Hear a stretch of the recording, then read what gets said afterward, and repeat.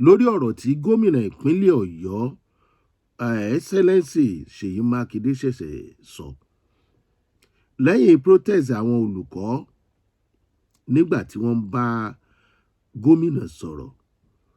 Ọ̀rọ̀ tí gómìnà sọ yìí ó fẹ́ẹ́ ṣe ní bákan, torí àwọn bàbá wa sọ wípé bẹ́ẹ̀ bá nírú ẹni ó yẹ kó mọyì ẹni. Ẹni tí ò nírú èèyàn náà a máa mọyì èèyàn. Ó wà lọ́wọ́ irú ẹ̀dá tó nítọ̀hún bá jẹ. Nígbà míì ẹni tá a gbójú okùn lé kò jẹ ní agba, ibi abádẹ̀rù wípé a bá funfun ń bẹ̀ a lè lọ bá dúdú ń bẹ̀. Fún gómìnà ìpínlẹ̀ Ọ̀yọ́ láti sọ gbólóhùn tí wọ́n sọ fún àwọn olùkọ́ tí wọ́n ní àwọn ò ní padà sílé ẹ̀kọ́ o títí tí wọ́n fi rí àwọn ọmọ yìí gbà padà. Ẹ má gbàgbé nígbà kan a sọ̀rọ̀ lórí gómìnà àná nípínlẹ̀ Ọ̀yọ́ tí ó papòdà, bàbá wa Ajímọ̀bí. Ẹnu yìí tá a bá ti dolórí ìlú ó láwọn ibìkan tá a gbọ́dọ̀ kọ́ ṣòǹkàrò dáadáa kó tó tinú orí wa jáde sẹ́nu. Ẹni tó bá lórúkọ láwùjọ èèyàn pàtàkì làbùkù máa ń wá ká. A dẹ̀ máa dáa kéèyàn ó rò ó kó tó wí ju pé ẹ má bínú kì í ṣe tí mo mìíní nìyẹn. Kí ni gómìnà sọ? Ẹ lè ti rí, ṣùgbọ́n ẹ mọ̀ pé analysis nílé iṣẹ́ wa wà fún. Bitter truth dẹ̀ ni. Òótọ́ yẹn lè korò, ṣùgbọ́n ẹ jẹ́ á sọ ká ṣe àtúnṣe ni, kì í ṣe láti fi bàyàn lórúkọ jẹ́, kì í ṣe láti fi wá ìṣubú ẹnikẹ́ni. Gómìnà ẹ padà gbọ́ lẹ́nu wọn, ṣùgbọ́n ní tí wọ́n kọ́ bí allegedly tó bá jẹ́ bẹ́ẹ̀, apart from pé wọ́n tiẹ̀ sọ nínú ohun wọn tí ó bá dọ̀la tí wọ́n sọ pé àì ní. If you don't want to resume teaching activities due to insecurity, go ahead with it. Go ahead with it. We will ensure we secure both the teachers and the students safely. Ṣèyí Mákindé lẹ́yìn ikú mélòó? Lẹ́yìn ọ̀sẹ̀ mélòó lẹ fẹ́ make sure pé secure teachers àti students? Ẹni tẹ́ bá ní wọn ò padà sí class kan go ahead with it. Ẹ̀yin èèyàn mi lé ẹjẹ́ á gbọ́ látẹnu ọlọ́rọ̀. Chairman, it is our state. It is our state. If the teacher said, if you said you won't go to school because of the insecurity, this is understandable. But is that the best approach? Ibẹ̀ gangan ni mò ń bọ̀. Wọ́n lọ́rọ̀ yẹn àwọn gbọ́ tó bá jẹ́ torí ẹ̀ wọ́n ṣe dáadáa níwọ̀nba, ṣùgbọ́n síbẹ̀síbẹ̀ táwọn tíṣà yẹn bá ní àwọn ò tí ì ṣetán àti padà sí school, tẹ́ ẹ̀dẹ̀ ní it is understandable, tẹ́ wá ní is that the first approach? Approach wo ni wọn ò bá tún lò ní situation tí wọ́n wà yẹn? Gbogbo abiyamọ pátá tẹ́lòmíì bá rí àǹfààní láti rí ẹ̀yin tẹ́ ń ṣe ìjọba, ẹ mọ̀ pé approach tí àwọn ẹni yìí lò kì í ṣe approach tó le. First approach lẹ sọ lẹ bínú sí. Ẹ̀yin olórí wa tírú àwọn nǹkan báyìí bá ṣẹlẹ̀, ẹ lọ kọ́ bẹ́ẹ̀ sì máa bá àwọn aráàlú sọ̀rọ̀ tútù. Ẹni ara ń kan tẹ́ ẹ̀ ń sọ pé olórú approach kan fún yín, ẹni àná lára ń tà. Ẹ gbọ́ ná, nígbà tí gómìnà sọ̀rọ̀ yìí táwọn pípì bá padà sí school, báwo ni wọ́n ṣe máa fẹ́ tí iṣẹ́ dẹ̀ ń lọ? àwọn ọmọ tó wà ńbẹ̀ báwo ni wọ́n ṣe fẹ́ feel, báwo ni wọ́n fẹ́ ṣiṣẹ́ nínú class. ọ̀tọ̀ ni pé wọ́n kidnap wọn níta, kì í ṣe iléèwé náà ti kidnap wọn, but school ni wọ́n ti kidnap wọn. protest la pè é. àwọn olórí ìlú gbọ́dọ̀ kọ́ bá a ṣe ní sùúrù. tó bá jẹ́ ẹbí ẹ̀yin gómìnà gangan wà ń bẹ̀, ìtẹ́ ń sọ yẹn ẹ̀ ní sọ. ṣé ẹ máa lọ fún daily activities yìí, ṣé ẹ máa lọ sọ́fíìsì. ọmọbìnrin kan mo rí lórí ìkànnì ayélujára ìbánidọ́rẹ̀ẹ́, ó ń ṣe omi lójú báyìí, wọ́n gbé picture ọmọ ẹ̀ síbẹ̀, ó lóun ló ń drop ọmọ yẹn ní school kóun tó wá gbọ́ ìròyìn tàbí àmọ́ ò gbọ́dọ̀ gbọ́. ẹ wá ń sọ̀rọ̀ approach. tírù yẹ ọmọ yẹn bá rí yín despite pé ẹ̀yin kọ́ ni bandit, kí lẹ rò pé ó máa ṣe? ó lè fà yín láṣọ yà tí ì bá ṣe security. oníjọ́ yẹn ló ń ti rọ́mọ òun kẹ́yìn, bó wà láyé ni bí ò sí láyé ni, nínú igbó ọmọ ò rí ìyá ò rọ́mọ, kò dẹ̀ kú, kò dẹ̀ rùn, kò dẹ̀ mọ̀. ẹ wá sọ wípé is that statement. gómìnà tí ì bá ṣe pé ẹ jẹ́ gómìnà, ó yẹ kẹ́ ẹ apologize fáwọn tẹ́ sọ fún. kí ló ṣẹlẹ̀, kí ló wrong, irú approach wo ni wọn ò bá a lò tẹ́ ẹ lè gbà mọ́ra nírú àsìkò yìí? kí ló ṣẹlẹ̀? àwọn tí wọ́n kọ́ ọmọ wọn, tí wọ́n kó ìyàwó wọn, tí wọ́n kó bàbá wọn, ẹ má gbàgbé pé wọn ò ń ṣẹrú. ẹ ní opportunity àti privilege láti jẹ́ gọ́vnọ̀ ni. ẹrú ní bàbá ọ̀nà ló jẹ́. the privilege tẹ́ ẹ ní, ẹ lò ó ní ọ̀nà tútù pẹ̀lú aráàlú. approach bò ó. àwọn family wọn, àwọn òbí wọn, àwọn colleagues wọn, àwọn teacher bíi tiwọn, no.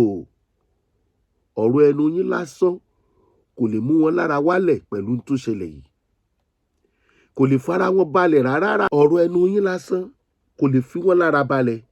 ìyẹn àwọn family ni, àwọn colleagues ni, àwọn teachers bíi tiwọn, àwọn student bíi tiwọn. àfi kí wọ́n ráwọn ọmọ yìí, gbogbo èèyàn lórí tí wọ́n ti ṣe fún teacher kan, mi ìfẹ́ máa sọ mọ́ láàyè. báwo lára ẹ̀yin people yìí ṣe balẹ̀ báyìí? kí lẹ̀ ń drag? fact remains that àwọn ọmọ yìí wà nù gbó lọ́wọ́lọ́wọ́ àtàwọn teachers wọn. ẹ wá ń sọ̀rọ̀ nípa is that the first approach? à ń sọ̀rọ̀ insecurity, ẹ̀ ń sọ̀rọ̀ igbó federal government ní, igbó state government ní. kí ni ṣé tẹ́ ẹ bá jẹ́ party kan náà, a mọ̀ pé wàhálà ilé mọ́ tó báyìí. ṣùgbọ́n àìjẹ́ party yín, kí ló dé tó ṣèlú ti yín àti state government àti federal government tẹ́ ẹ̀ pawọ́pọ̀ kẹ́ ti mú àwọn tí wọ́n jí gbé ìjáde? kí lẹ́jọ́ ń drag tẹ́ ẹ̀ lè drop? la fi ń sọ wípé lọ́pọ̀lọpọ̀ ìgbà ẹ̀ ń fi wá ṣòṣèlú. ẹ fi wá ṣòṣèlú, ẹ má fi gbogbo ọ̀rọ̀ ṣòṣèlú. ìtò ń ṣẹlẹ̀ ní nàìjíríà kò ń ṣẹlẹ̀ ń bò míì. tí security bá fẹ́ wáyé, àtàwọn alátakò àtẹgbẹ́ alátakò gbogbo wọn máa pawọ́ pọ̀, nítorí ẹ mọ̀ pé tán náà bá débẹ̀ wọ́n máa fèsì ẹ̀, wọ́n máa pawọ́ pọ̀ make sure wípé kinní yẹn kù ńlẹ̀. wọn ò fẹ́ kí ẹ̀mí ẹnìkan ṣòfò nílùú wọn, ṣùgbọ́n nílùú tiwa ó náà ní ẹ tún gbọ́. It is our state. If the teacher said, if you say you won't go to school because of the insecurity, it is understandable. But is that the best approach? Yes, no, that is fine. They are our children. Yes, if that is the mo fẹ́ mo dá ẹ lójú pé ọ̀rọ̀ tí gómìnà sọ yìí, they are our children, orí mi wú pé ọmọ wa ni wọ́n mọ̀, ṣùgbọ́n tí ẹbí wọn bá wà bẹ́ẹ̀, wọn à ní rí ọ̀rọ̀ approach rò. Ẹ̀yin adarí wa ẹ máa bá wa sọ̀rọ̀ lọ́nà tara aráàlú tó máa wálẹ̀. Tó ẹ bá jọkọ àwọn obìnrin tó wà ń bẹ̀ tàbí aya àwọn ọkùnrin tó wà ń bẹ̀ tàbí màmá àti bàbá àwọn ọmọ kékeré tó wà ń bẹ̀, à ń sọ̀rọ̀ ọmọ ọdún méjì, wọn ò tí ì lè sọ nǹkan tó ṣẹlẹ̀ sí. Ẹ mọ iye òkú tó ti wà láàrin wọn. Bóyá àwọn òbí wọn kọ̀ọ̀kan gan lè ti kú kí wọ́n tó fi wọ́n lẹ̀. Gbogbo ẹ̀ náà ò dẹ̀ ṣe lẹ́yìn òṣèlú. Ẹ wá ní tí wọ́n bá láwọn ò padà sí school. Ṣé tí wọ́n bá padà lọ kidnap wọn again ní school kán náà tó wà ní àwọn tí ẹ tó máa sáré bí ẹ ti fẹ́ gbà lẹ̀ nínú ibi tẹ́ ti ń polongo ìbò káàkiri. Is that the best approach? Àbí first approach? Ṣé kí wọ́n padà síbẹ̀? Tẹ́ bá ń sọ̀rọ̀ approach, ṣé kán dọ̀bálẹ̀ fún yín ni? Nàìjíríà mo ti rí pé káwọn olóṣèlú ríra wọn ju bí wọ́n ṣe wà lọ. Ẹlẹ́wà ṣèlú lórí aráàlú ló dìbò yàn yín síbẹ̀. Ẹ lè máa bá wọn sọ̀rọ̀ anyhow. Ìbò wọn lẹ fi débẹ̀, ìfẹ́ wọn lẹ ṣe débẹ̀, ìfẹ́ wọn lẹ lẹ́yìn lọ ṣe. Kẹ́ tó wá ṣe nǹkan tó tọ́ fún wọn, kán ṣe máa dọ̀bálẹ̀ nígbà tí nǹkan aburú ṣẹlẹ̀ tó yẹ kẹ́ ẹ face. Àwọn olóṣèlú orílẹ̀-èdè yìí ibi ìtìjú wà pé èrò pọ́n gbabẹ̀ kọjá. Which approach? After 3 weeks, 40 children ló kù nù 46 bá a ṣe ń gbọ́ allegedly tó bá rí bẹ́ẹ̀. Àwọn ìwà ẹ̀yin olóṣèlú yìí àti federal government o àti Ọ̀yọ́ state government o, a gbọ́ pé bàbá Tinubu ti gbé ìgbésẹ̀. Ṣé Ọ̀yọ́ state government náà tọwọ́ bọwọ́ wọnú wọn àbí ọ̀rọ̀ tó rò pé ó tọ́ ni wọ́n ń sọ yìí? Ṣé ẹ rò pé ilé ìwé yẹn gan ó yẹ kó jẹ́ ṣíṣí for now? Táwọn teacher ò bá sọ pé àwọn ò tí ì padà sí school. Àwọn ilé ìwé tó wà ń gbèríko tàbí nínú àwọn inú igbó àdúgbò yẹn l'Ógbómọ̀ṣọ́, security wo lẹ fi síbẹ̀ tẹ́ fi ní kí àwọn teachers padà sí school? Àbí tẹ́ fi ń sọ wípé approach wọn ò dáa? Ẹ rò pé àwọn òbí máa release ọmọ wọn mọ́? Irú ìjọba wo lẹ̀yin olóṣèlú orílẹ̀-èdè Nàìjíríà ń ṣe lé wa lórí? Kí ló dé tẹ̀ ń bà wá nú jẹ́ nítorí ara yín instead kẹ́ múnú wa dùn? Ẹ má jà sọ jù bẹ́ẹ̀ lọ. Èmi rò pé gómìnà Ṣèyí Mákindé, ẹ jẹ́ ká máa ní sùúrù lórí tí èèyàn bá ṣe níyì. Àwọn bàbá wa sọ pé ká má ṣe tẹ́. Security aráàlú ṣe pàtàkì. Ẹ lọ gba àwọn ọmọ yẹn wálé àtàwọn teachers wọn. Ìtò important nìyẹn. Gbogbo nǹkan tẹ́ ẹ bá rí kẹ́ ẹ sọ, kẹ́ ẹ lọ lé àwọn òbí wọn, kẹ́ ẹ ṣe gbá. Àwọn èèyàn ò gbọ́, bóyá ìmọ̀ ni wọ́n fẹ́ gbọ́. Wọ́n fẹ́ gbọ́. Approach tí ẹ sì ń lò ń sìn, approach ìfẹ́ tí wọ́n ní sí yín ni. Ẹ má rí bí ẹ̀ṣẹ̀. Wọ́n lè sọ anything. Ẹ gbà á mọ́ra gẹ́gẹ́ bí olórí. Àwọn ọmọ yìí ń jìyà bí tán wà ní wọn ò gbádùn. Ṣé pẹ̀lú àwọn afẹ̀míṣòfò tí ń jẹ èèyàn, tí ń gbé ọmọ fún ajá jẹ, ọkàn àwọn òbí wọn wà balẹ̀?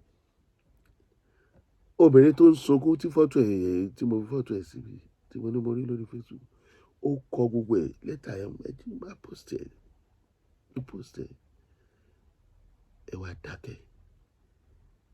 Ẹ wá ní first approach. Ẹ lọ gba àwọn ọmọ yẹn sílẹ̀ o. Àti federal government tí wọ́n láwọn ní ẹnigbó àti Ọ̀yọ́ state government tí igbó federal government wà ní sàkání wọn. Ẹ pèsè ààbò fáráàlú. Kò sáwìjàre lẹ́nu yín. Gómìnà ọlọ́lá jùlọ Ṣèyí Mákindé, ọlá yín ò ní ràn mí o. Lórí ọ̀rọ̀ àwọn ọmọ yìí, ẹ ní àmúmọ́ra púpọ̀ jù. Wọ́n ṣe jù bẹ́ẹ̀ lọ fún Jonathan nígbà tó wà lórí ipò. Àríṣe láríkà, àríkà ni bàbá àgbègùn. Ẹ jẹ́ kí ara yín ó gba anything. Wọ́n ò fọbọ́ lọ yín o. Wọ́n ò fẹ́ gbé lọ yín o. àwọn abiyamọ rere lẹ̀ ń wò yìí ẹ ṣe bẹ́ẹ̀ ṣe ń wò wá.